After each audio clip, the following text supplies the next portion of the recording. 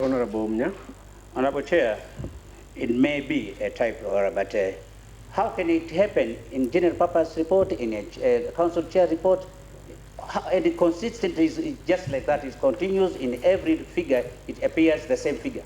While it is known what we have passed, what we did approve in Zanzibar is different figure. And the amount is so big.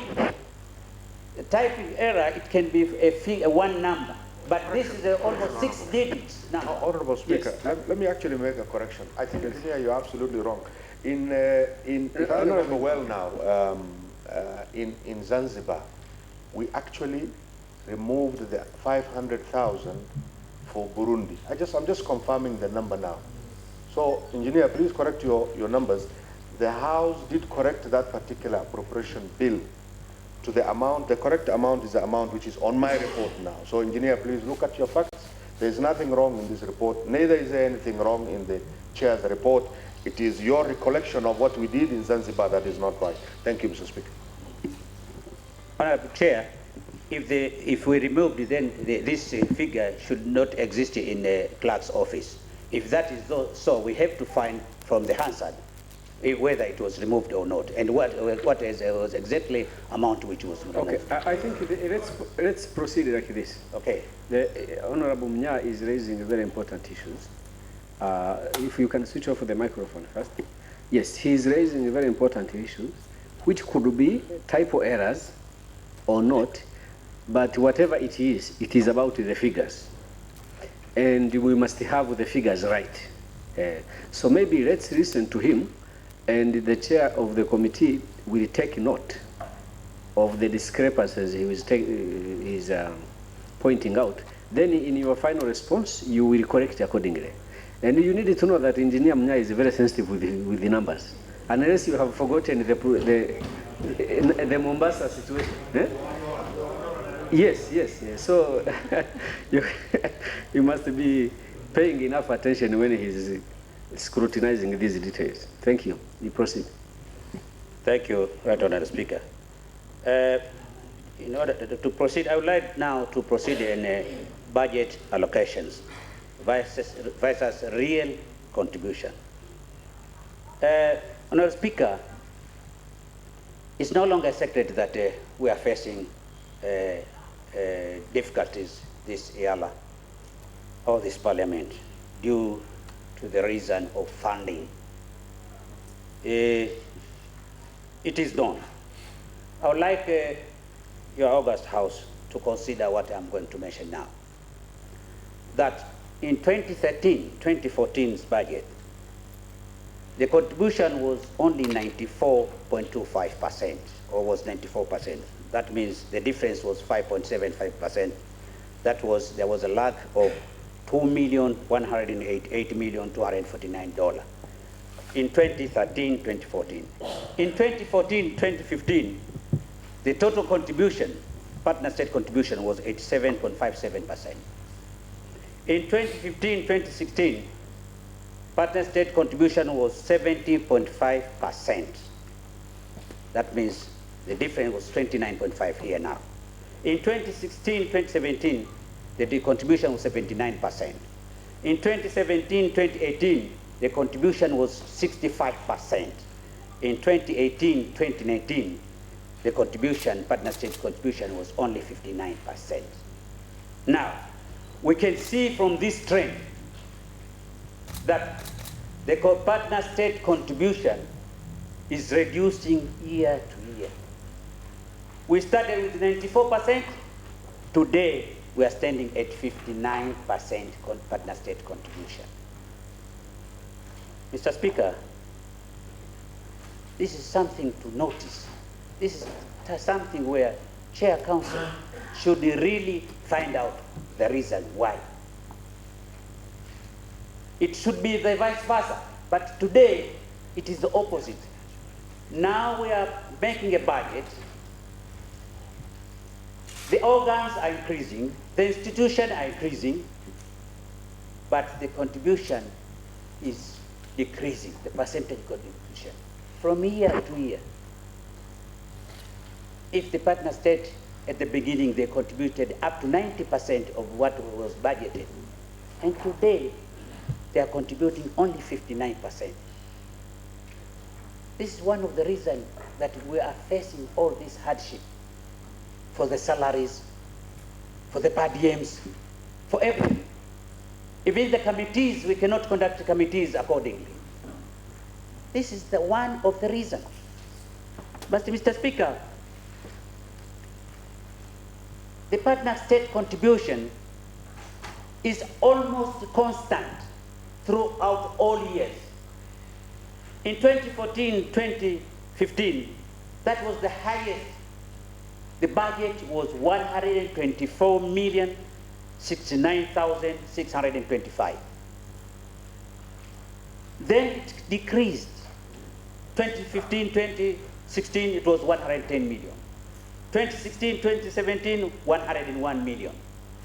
2017-2018, 111 million, just we have seen. And today, 2018-2019, 110. 110, 2017-2018, and 2018-2019 was 111 million US dollar. Now, how can we survive where the partner state contribution is almost constant and we are still increasing the institutions, the organs, and everything? That's why there are some other, let's say, Kiswahili Commission, the amount which was budgeted, they didn't even get even 30% of that. And other departments and other organs also institutions. This is something to be solved by the Chair Council or the Council of Ministers. This is easy to see. If you put this data as the record, they do show openly where the problem is. Mr. Speaker, out of the budget of Eala, it's better, honorable members, to understand that the Speaker's office is taking 3.235%. The legislature procedure and committees, that's what we are doing, is 44.83% of the budget. Office of the clerk, 0.81%. Hansard office, 0.28%. Library and research, 0.17%. Sergeant at arms, 0.28%. Finance and administration, 47.9%. And out of that 47.9%, 43.8% is going back to salaries, our salaries. And audit and commission, 2.4%. Now, let us call a spade a spade. Everybody wants to benefit, but this budget, or this budget, or while we are budgeting, and we have a committee running. Before, committee was running for 4 days in 2 weeks. Today we have budget for the committees running 6 days in 3 weeks. The budget is almost constant. The institutions are increasing. How can we survive at this situation while the money or the partner state contribution is always less and less? If we continue to budget like this, we'll be experiencing another problem in the coming year. So we as members of parliament, despite that we want to benefit, but we should go to the reality. Whether it's painful or what, but this is the reality. Mr. Speaker, I would like to mention that to save this situation, the Council of Ministers, they have to rescue this situation whereby, according to the data, they don't lie. Data never lie. We have seen this trend. We have to stop this trend. We know the reason. All the reason we know. So we should be proper. And we should take the reality when we are budgeting. I thank you, Honorable Speaker. Thank you very much, Honorable Munya. Who was next on the other? Honorable Kasamba, yes, please.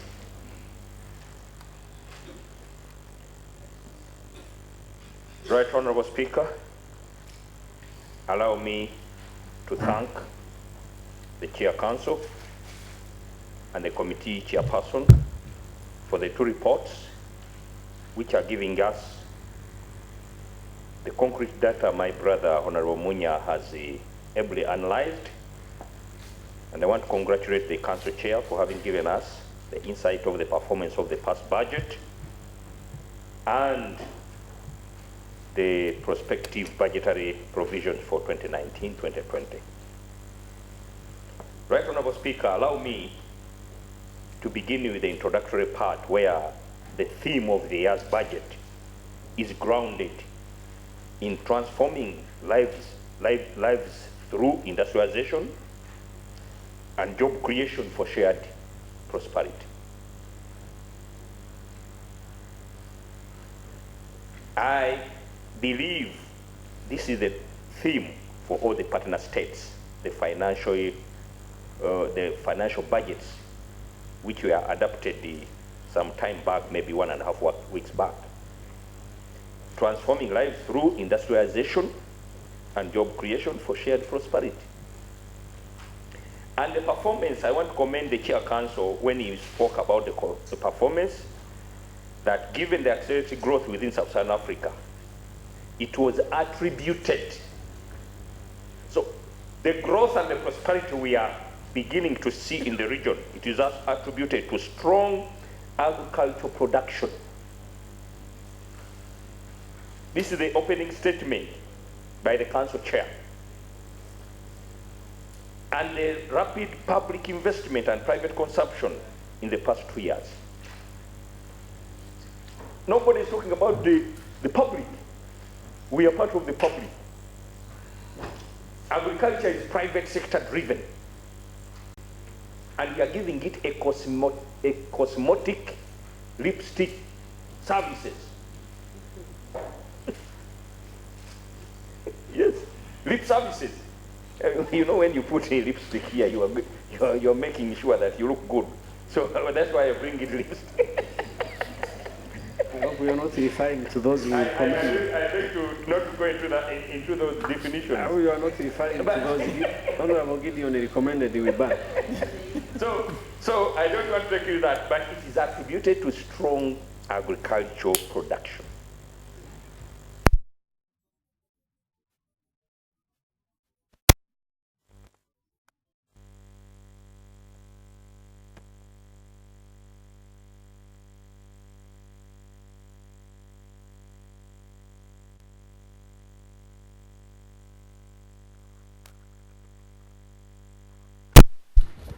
Item E, among the priorities was improvement of agricultural productivity, value addition, and facilitation of movement of agricultural goods to enhance food security in the region.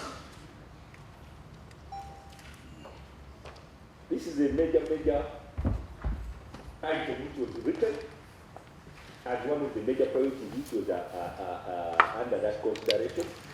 But when you interrogate how much was invested, how much is as far as the budget of the 2018-2019,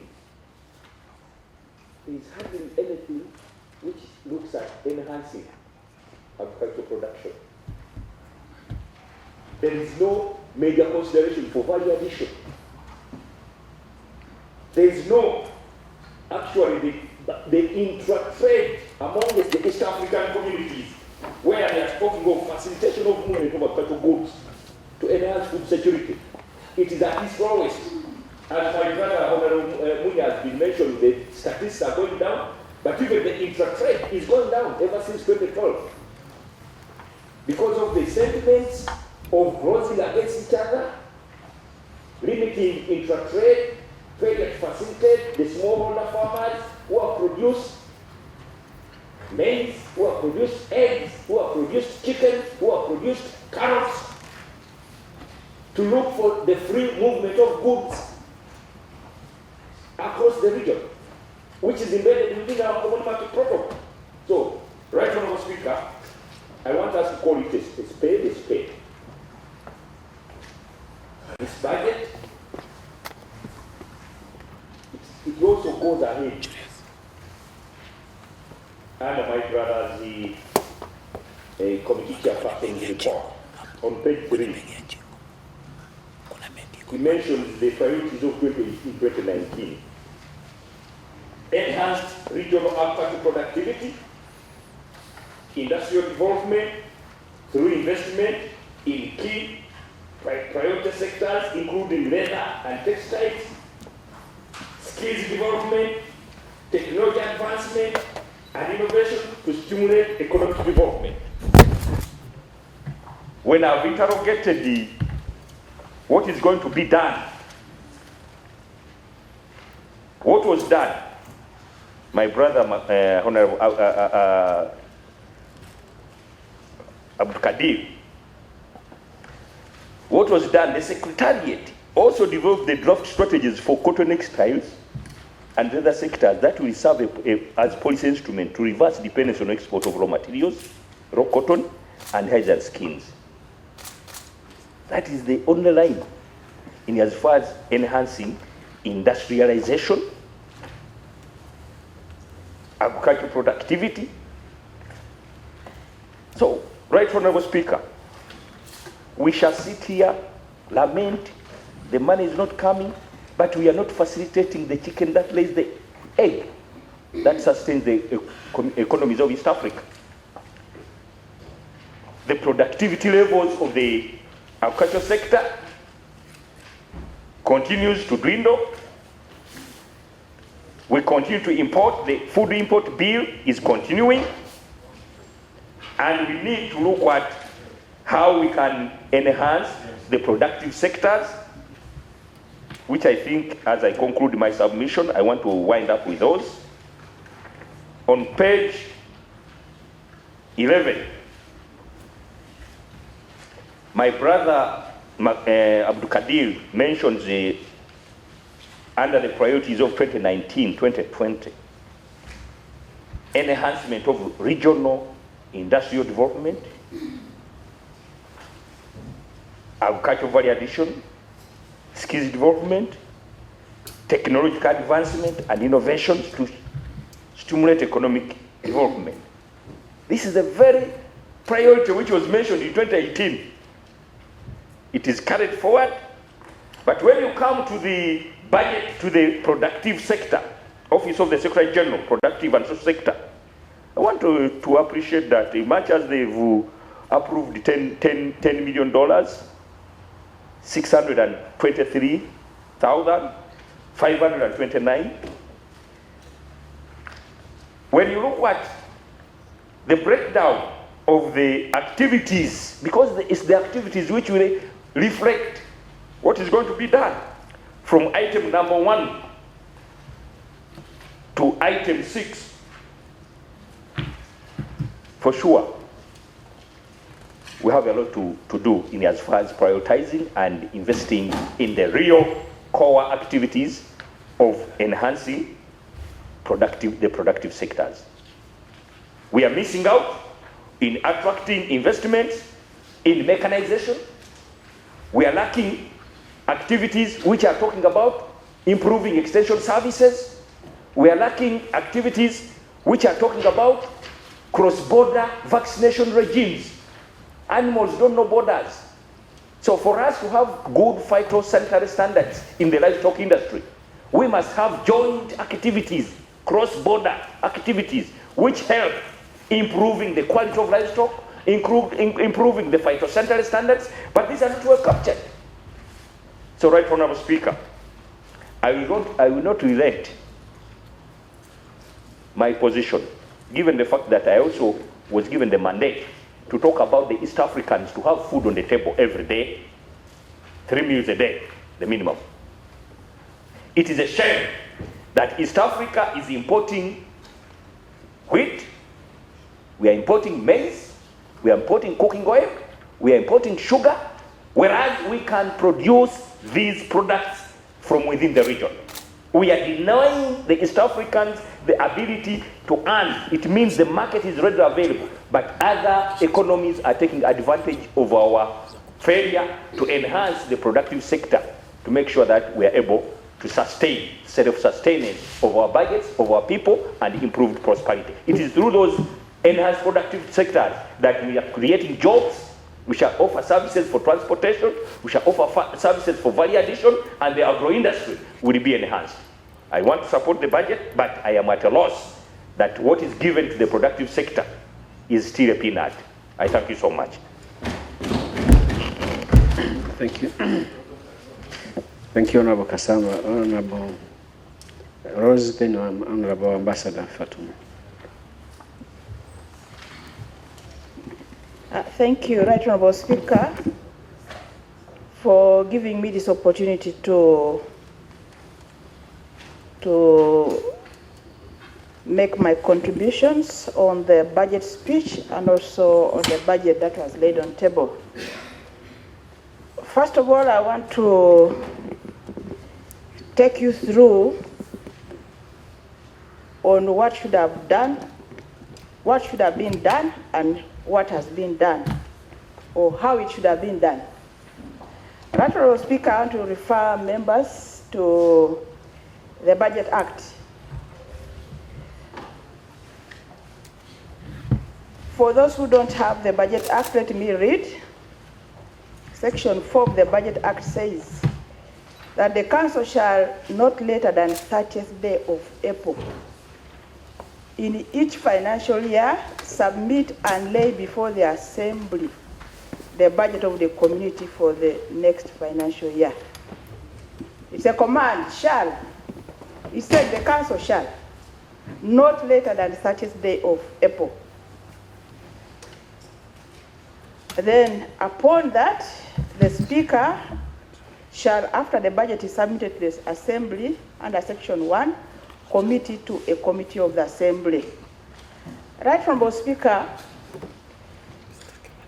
the purpose of this provision, Right Honorable Speaker, is to ensure that this Assembly have enough time to consider this budget.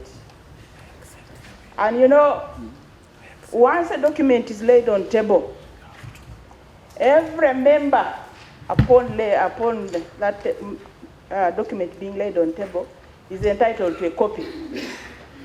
But we all know that this budget was laid later, sometime in May, and then the committee had just a few weeks to consider this. And for us members of Parliament, we were given that budget the day, the budget framework paper, the day the budget was being read here by the Honorable Minister, Right Honorable Speaker. I want to say that this should not continue. Let Council do its work, read the laws, and let's have this Assembly perform its work in accordance with the provisions of the legal frameworks that we pass here. So with that one, I will continue reminding you. And together with this, Right Honorable Speaker, this therefore requires that the Assembly should also align its calendar to conform to this provision, especially because the most important, one of the fundamental activities of this Parliament is to pass this budget. It's one of the key activities of this budget, of this Parliament. So let's also, as Parliament, try to realign our calendar to conform to this so that we should be here within the month of April, early enough to provide time for Council to bring the budget and also for the budget framework paper so that we have it in time for Parliament also to be able to do an in-depth analysis, Right Honorable Speaker. Right Honorable Speaker, the other matter I want to raise is still to do with the budget. And this is on section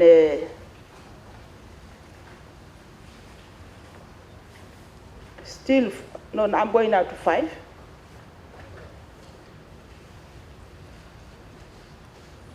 let me first emphasize this one, the point I've just made. You know, after this budget is laid, the committee has a command also, that the committee to which the budget is committed under Section 2 shall consider, discuss, and review the budget and submit its report to the Assembly not later than the 30th day of May. May in each financial year.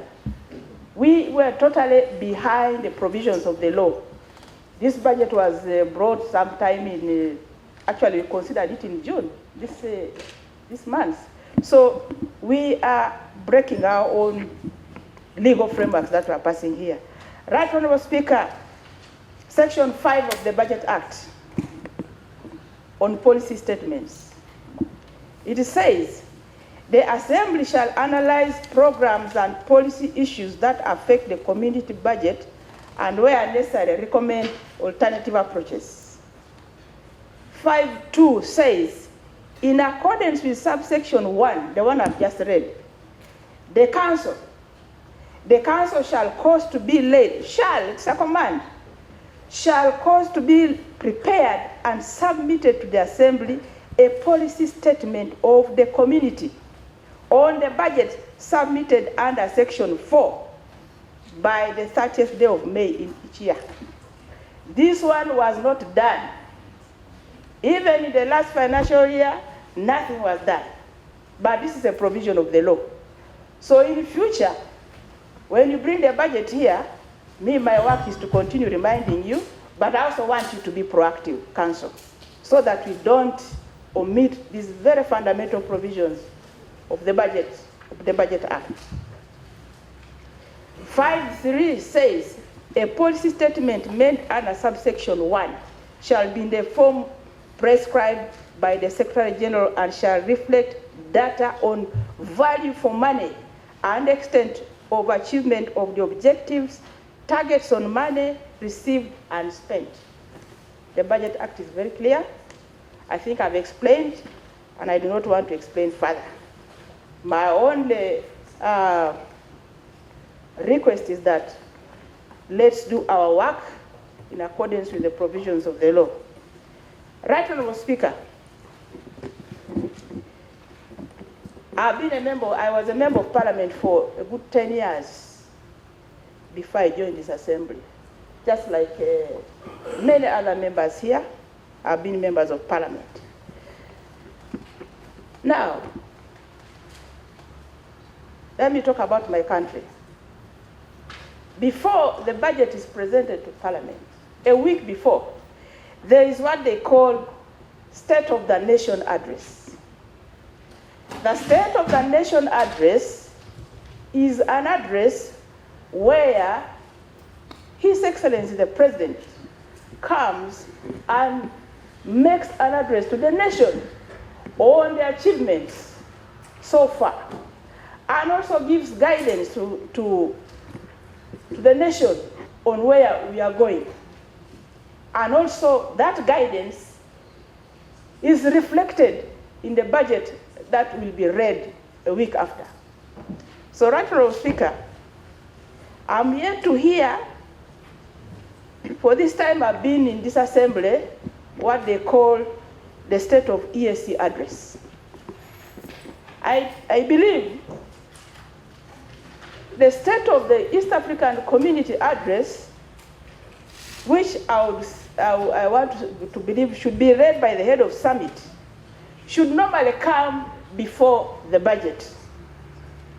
And the State of EAC Address is an address to the East Africans, all stakeholders.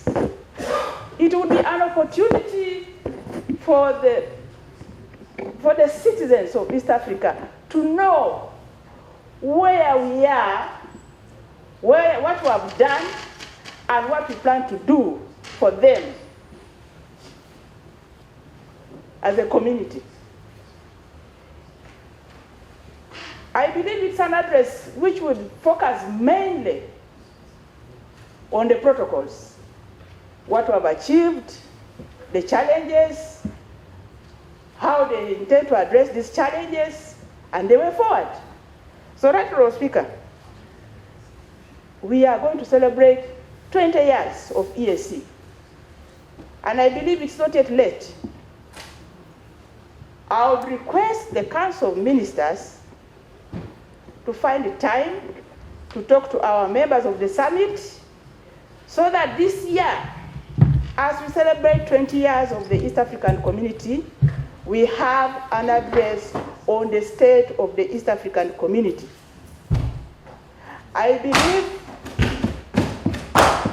as this address is being made, it would be very proper for all stakeholders to be here. First of all the staff, if possible, working in all the institutions and organs of the East African community. The donor or development partners should also be here, and any other stakeholder that we feel is important should be present when such an address is being made. So, Right Honourable Speaker, I'm making a request that it's very important that we have this address, especially now as we celebrate 20 years, but it should also be an annual event. It should be an annual event to the East Africans. It is also an opportunity for the summit to advertise what we have done to the East Africans and for the East Africans to know that there is a community called the East African Community, and this is what we have achieved so far, and these are the plans that we are planning for the future. Right Honourable Speaker. Right Honourable Speaker,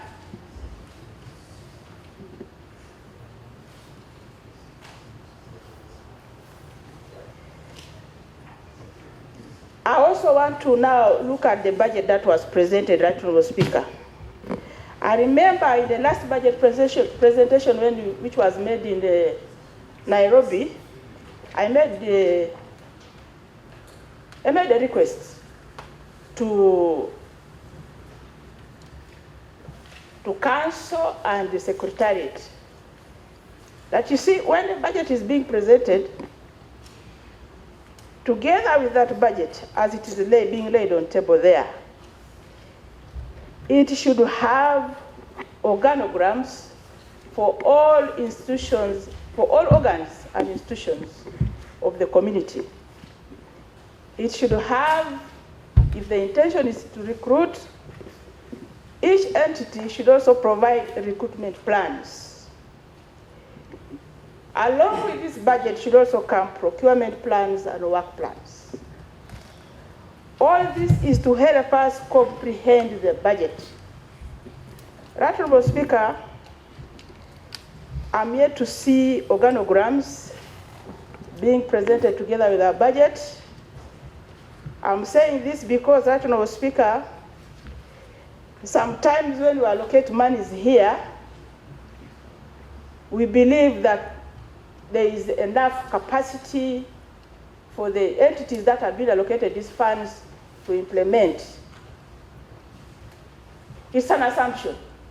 But you can only prove this when the organograms are also here. Because I remember, and I think this is still the case now, there is an entity of this community that had just one staff, but we are allocating over $1 million to one staff to implement the activities of that entity. That is very absurd. So I want to request the Honourable Speaker that with effect from the next budget, we would like to see organograms, procurement plans, recruitment plans, and work plans presented together with that budget, so that we are able to know that every entity that has been allocated funds has the required human resource, first of all, to implement the programs and activities that have been budgeted for. And if not so, then we should be able to see the recruitment plans for which human resources are going to be recruited to implement the activities in that budgeted financial year. Right Honourable Speaker, as I speak, we all know this East African Legislative Assembly has already lost 6 professional staff.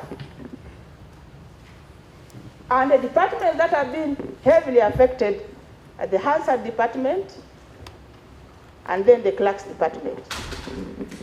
Right from Speaker, as I speak now, I always interact with our clerks to our committees. Every clerk, in fact, there are only 3 who are attached to committees. Every clerk handles work for 2 committees. Now, beyond handling work for 2 committees, they must also prepare resolutions. They must prepare work for the day if they're supposed to, and must also accompany committees whenever they are going out for oversight work out there in the field, plus other assignments that may be their offices. These clerks sometimes stay here up to midnight for no extra pay. In fact, I want to say that it's very absurd that today, here in EAC, we are treating our clerks like slaves. That is how we are treating our staff, especially those clerks. They are slaves of the community. How do you work up to midnight and the next day you are expected to perform very well, and the next day again, midnight? Honestly, Council, we have been requesting that it's a high time this assembly is allowed to handle its own activities by giving it independence. Because it is only this assembly that can understand. You know, when you say clerks, some people mistake that maybe these are just these clerical staff who pick documents and move around with them and take wherever. These are professionals. And it is very difficult to get one like them unless you are poaching from another assembly. You cannot pick anybody on the street today and tomorrow make him a clerk. It can't, you just run down the assembly because that person will not be able to perform. There is nowhere where you can get a clerk for this EAC unless you're poaching from your member state assemblies. So, and yet, when they come here, they only work for 10 years and they are thrown out into the street, and then you recruit. It is only the assembly that trains professionals and after 10 years throws them into the street, and then you start afresh. That is very pathetic. It's totally, I don't know, I don't have words for that. But the matter of independence for this assembly is a matter of good governance principles. It is not from the outside there, from the realm. Whoever has done management, whoever has been to a national assembly knows that there is separation of powers. That you will have the judiciary, you will have the executive, and you will have the assembly separate. So, at the region here, why can't we be given that independence so that we are able to perform and perfect in accordance with the way we understand and the way we want this assembly to perform? The absence of clerks is already affecting the performance of this assembly. We have just one staff in the Hansard department. Imagine transcribing, recording, then transcribe all the speeches that are made here. How? One person, a slave, courtesy of council, I want to say so. Because you've refused to allow this assembly independence. Right, Honourable Speaker. So I want to appeal to council.